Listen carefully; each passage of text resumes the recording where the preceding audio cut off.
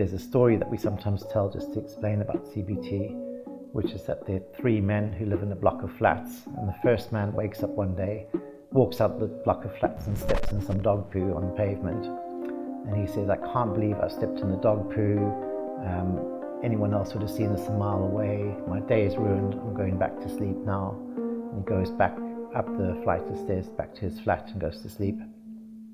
The next man then wakes up, walks up the same block of flats, steps in the same dog poo, and he says, "I can't believe someone let their dog poo on the pavement like this. This is outrageous. I'm going to find a person with a dog and really shout at them and tell them off." And so he goes running down the road looking for a dog and a man.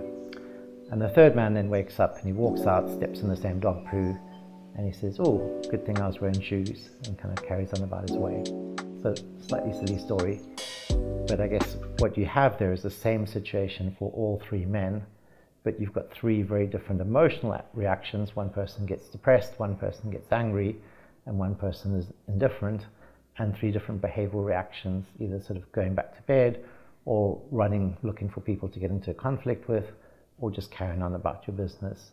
And so that's the basic idea of CBT. Within all of that, the way you respond emotionally or behaviorally depends on what you make of the situation, and we try to help people to think about things in more helpful kinds of ways. My name is Blake Stobie, and I'm a clinical psychologist, and I manage the Centre for Anxiety Disorders and Trauma.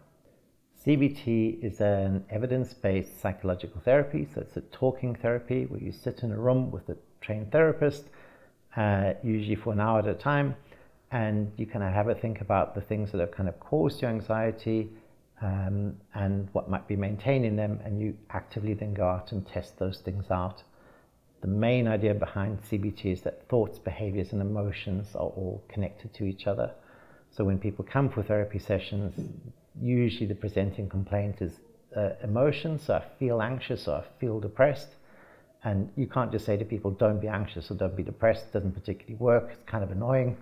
So instead what we do is to help people to either change the way they're thinking about things, so work on the thoughts, the C in CBT, cognitions, or change the way they act, the behaviors. And either of those things will have an impact on how a person's feeling. If you wanted to try to find a CBT therapist, you might want to start by speaking to your GP in the first place and seeing what they can recommend.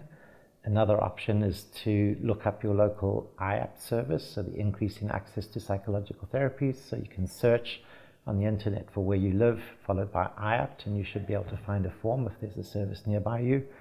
The British Association for Behavioural and Cognitive Psychotherapists as well, BABCP. You can also have a look on their website and search by where you live, and should be able to find a therapist near you who does CBT. How would you know if CBT is successful or not? Usually people have a pretty good idea themselves, because you'll be doing the therapy yourself. In our clinic, we usually start with a long list of goals that we'd like to work on, or our clients would like to work on with us. And so we get a really clear idea from the outset of exactly how the anxiety problems affecting that person, what they'd like to change.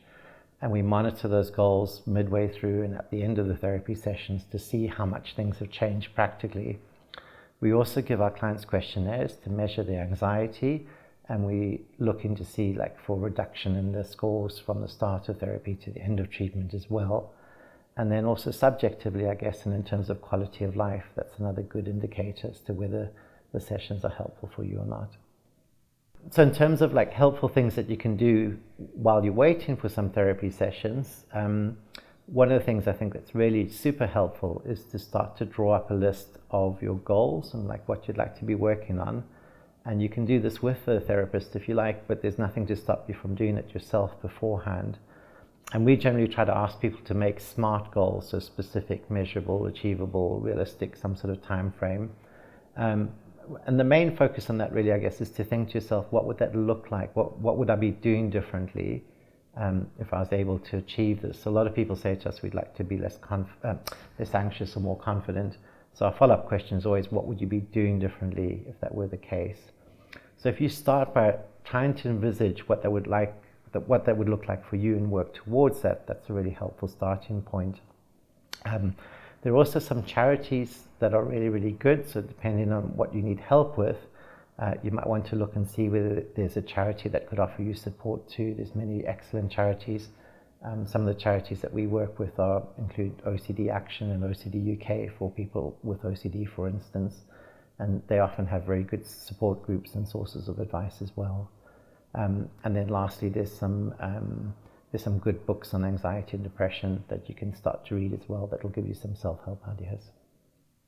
I suppose just one last thing that I would say to anyone watching this who has got anxiety is that